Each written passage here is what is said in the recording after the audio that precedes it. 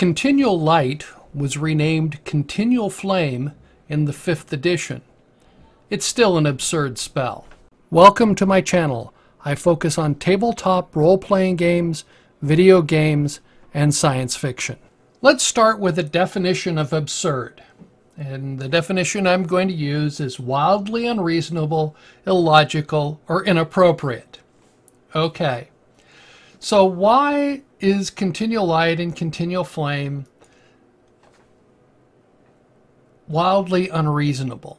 And I'll say that because we're talking about magic, and magic may or may not have a set of logic, and inappropriate isn't if it doesn't fit here. But why is it wildly unreasonable? So let's look at the definition going back to Men and Magic from original Dungeons and Dragons, page 25, and it says Continual Light. This is the magic user spell version of Continual Light. It's a second level magic user spell. The spell creates light wherever the caster desires. It sets a circle of illumination 24 inches in diameter, but does not equal full daylight. It continues to shed light until dispelled. Range 12 inches. So let's look at the clerical version, which is on page 32. Continual Light is a third level clerical spell. This spell is the same as that for magic users, except that the light shed is equal to full daylight. Okay, so we have those type of, that's from original Dungeons and Dragons. The comparable spell in 5th edition is Continual Flame, and this is in the player's handbook on page 227. And it said Continual Flame is a second level evocation. Its casting time is 1 action. Range is touch. Its components are verbal, somatic, and material. It's ruby dust worth 50 gold pieces, which the spell consumes. Duration until dispelled. A flame, equivalent in brightness to a torch, springs forth from an object that you touch. The effect looks like a regular flame, but it creates no heat and does not use oxygen. A continual flame can be covered or hidden, but not smothered or quenched. So why is this wildly unreasonable? What's wildly unreasonable is it lasts until dispelled, which means basically it's permanent until something dispels it. That's the problem. When I started playing original Dungeons and Dragons, we discovered Continual Light, and clerics cast the one that is bright as daylight. So what we did was that we had the cleric cast a Continual Light spell on a rock. Now you can throw rocks down the hallway, or the other one that became interesting was cast Continual Light on an arrowhead. Now you can fire the arrow down hallways and illuminate the entire, as bright as sunlight going down there. Interesting thing that you don't think about that causes some interesting changes. But the more interesting impact is that on the economy. For those of you who are like I am and like some of the stuff that's on the History Channel, the History Channel broadcast a miniseries called The Men Who Built America. I'll put a link in the description to the History Channel about that. The series describes how Rockefeller cornered the market on kerosene, which became the preferred source for lighting. Because this is prior to electricity, and kerosene gave a constant flame, which was relatively safe to handle. Yes, it's flammable, but kerosene is that you create kerosene lamps, and today we hear them as like hurricane lamps and so on. They were very, very popular, and they became the preferred source of lighting when kerosene was available, and that built the foundation that Rockefeller created for his great wealth. Well, think about what that compares with Continual Light or Continual Flame. So I started to say, all right, let's do a few calculations. So, all right, a torch costs 1 copper piece. Okay, so you can buy a torch for a copper piece. A torch lasts 1 hour. That's what I found one reference, that a torch burns for an hour. The continual flame components, if we just go 5th edition, cost 50 gold pieces. Okay, so you have 100 gold pieces to a copper piece. That means the continual flame components are equal to 5,000 torches. Okay, that's the break-even point. If you had to buy 5,000 torches, you could buy one continual light spell. That means you have 5,000 hours of at 5,000 hours of torchlight equivalent, you break even. When you do 5,001, if you get 5,001, it's cheaper to buy the continual flame. So if you needed a torch for 12 hours a day, that means your break-even point is about 417 days. If you needed it for 24 hours, your break-even point is 208 days. But let's say you only really need the torch for 4 hours a day. That would be more comparable to most people. That would be 1,250 days.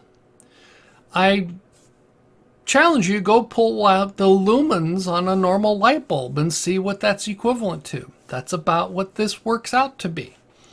You know, how long does it, how many lumens, how many lumen hours are light bulbs rated at, and so on. You see some of the newer ones with the LEDs that last even longer.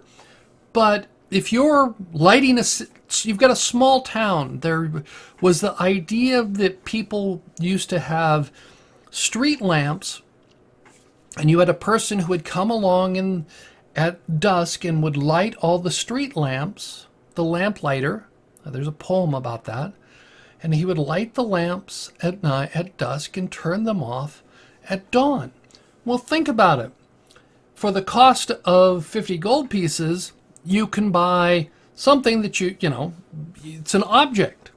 Okay, we want you to light a wick, or what was in there. You can take the lamp down off the lamppost and tell the magic user to cast the spell on the internals of that, because it can be any, or reach in and touch it. And for 50 gold pieces, you've got something that will light constantly, continually, until somebody dispels it. From a cost-benefit analysis, it makes sense that every town is always going to be lit up, which gives you a very different feel from your standard average, your standard description of a fantasy town. You have, dark alleys. Well, why would you have dark alleys when you can buy this? You see today on television these commercials for these lamps, which, they're using a solar power to charge a battery that then turns on at night or turns on when somebody walks by. But I can put a torch for 50 gold pieces down in that alley that you can't put out. Well, you can cover it and you can hide it, but you can't put it out. So I don't know. I mean, you've seen various stealth type video games where you have to shoot out the lights. Well, you really can't shoot these out because they're there. You just cast the continual flame on them, and even if you hit it with an arrow, the only thing you could do is, if you can't quench it, you can't smother it, it's there. So what happens is that, that's why we said you cast it on a rock, then you put the rock in there, and it's really hard to destroy a rock. You can cover it, you can hide it, but you can't smother it or quench it. And so these become everyday lighting things. The reason that I say that this is wildly inappropriate and illogical or whatever, absurd, is because it will impact the economy and the look and feel of your environment. Normally you want to have dark alleys in your towns, simply because that's where people would do, nefarious business. But why would there ever be dark alleys? Why would any, you've got rid of lamplighters who come by and light the lamps each night. No, it says, and then the question is if the town elders put these up there, how long before, the juvenile delinquents start stealing them? And then this brings up whole interesting things that they could be doing with them. You could put them in inappropriate places and cause different kinds of havoc because now you've got light. Now, the fact that it's only torchlight in 5th edition is an advantage, because if it was full daylight, that causes whole other issues, which was in original Dungeons and Dragons. But no matter what, it's going to cause changes to what you normally consider your fantasy setting. Now, if that's fine with you and you take that into place, then maybe it's not there. But it's the absurdity is the until dispelled, and it's easy to fix. And what I mean by that, just make the spell last 1 year. Well, yeah, it's as if you made it 1 year per level of the caster. Your economy as people are going to buy it. But if you make the spell last 1 month per level of caster, then it's a second level spell, so it's going to last for 2 months if a person is second level and can cast second level spells. But 2 months, the economy, it starts to get pricey. Or if you made it 2 day or made it just 1 day per level of caster, it's a minor change. It won't affect it. Now, again, these can actually be used as weapons. What do I mean by that? Well, you have, there was a classic monster called Shadows, and you have the vampires can't fight in full daylight. So if you used to be able to cast a Continual Light, which would cause vampires to, it was one of your defenses against vampires because the Continual Light was there. And if you cast Continual Light on something or Continual Flame, think you come up and you hit a creature, and you, it requires a touch, which means you actually have to hit. You now have put this flame on this creature or person or whatever, and it's there until dispelled.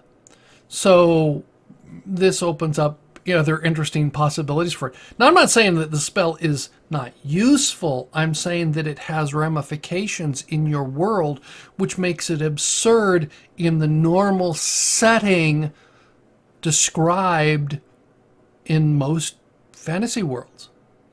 It causes problems with your world. You can easily fix it by changing the duration.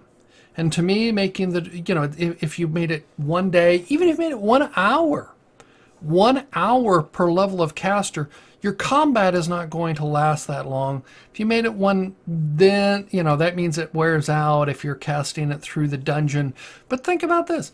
You're walking through, why is the dungeon lit up? Because you've got these flames standing, it's cast on the wall, and you've got this flame springing out of the wall, and that's lighting up with torchlight throughout the dungeon or whatever. So you can see how it makes sense for it to last a period of time, but not until dispelled.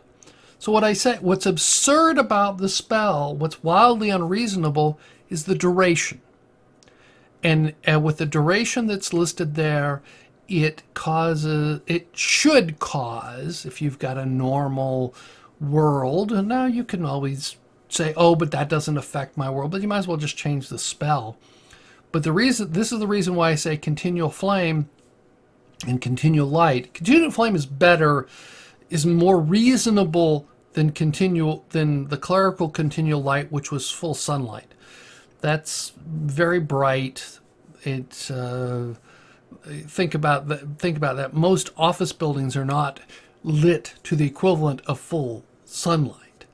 So you get brighten up your dungeon, things like that. The Continual Flame sort of makes sense that it's there, but it can't be hit. It can be hidden and covered. but it can't be dispelled unless somebody casts a dispel magic, which is a much higher level spell.